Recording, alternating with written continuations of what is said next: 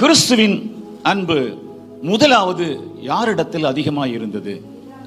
அவருடைய அன்பு தேவன் மேல அதிகமாக இருந்துச்சு. யோவான் 15:10 வாசித்தோம். அவர் சொல்லுகிறார், உமது கற்பனைகளை பிதாவே நான் கை கொண்டு உமது அன்பிலே நான் நிலைத்திருக்கிறேன். உலகத்திலே இருக்காரு, ஆனா எப்பொழுதும் தேவனை பிதாவை நேசித்துக் கொண்டே இருக்கிறார். கிறிஸ்துவின் அன்பிலே நீங்களும் நானும் நடந்து கொள்ளணும்னா இந்த உலகத்திலேயே வாழ்ந்து கொண்டே, இந்த உலகத்தின் ஆவிகள் நம்மோடு போராடும் போது, உலகத்தின் ஆசாபாசங்கள், அசுத்தங்கள், ஆபாசங்கள், இந்த உலகத்தின் எல்லா விதமான கவலைகள், யுத்தங்கள், போர்கள், பிசாசினுடைய வல்லமைகள்லாம், அந்தகார சக்திகள்லாம் நம்மோட போராடினாலும் நமது இருதயம் அதிக அதிக அதிகமா தேவன் மேலவே வாஞ்சையா இருக்கணும். கைகளை உயர்த்தி ஆமீன் சொல்லுங்க பார்க்கலாம்.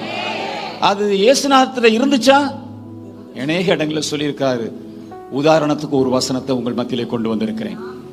அவருடைய இருதயம் தேவனுடைய கற்பனைகளை கை கொண்டு தேவன் மேல அன்பாக இருந்து கொண்டே இருந்தார்.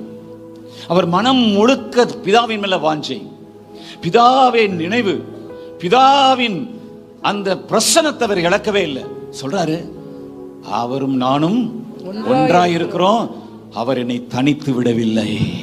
ஹல்லேலூயா. நீ தேவனோடு சஞ்சரிக்கிறாயா? நீ தேவன் மேல வாஞ்சையா இருக்கிறாயா? 130 சங்கீதத்தில் 6 வசனம் தாவீது என்ன அழகா சொல்லுகிறார், எப்பொழுது விடியும் என்று விடியற் காலத்துக்கு காத்திருக்கிற ஜாமக்காரர். நம்ம அன்பு எப்படி இருக்கணுமா? கடவுள் மேல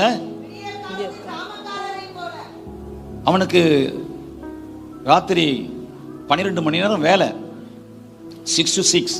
அவன் வாஞ்சையெல்லாம் எப்பொழுது இந்த இரவு முடியும், எப்பொழுது இரவு போகும், எப்பொழுது அதிகாலை வரும் என்று அவன் இருதயம் துடித்துக் கொண்டே இருக்குமா?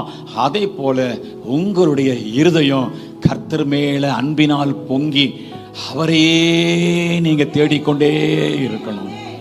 அதுதான் கிறிஸ்து வாழ்ந்து காண்பித்த வாழ்க்கை.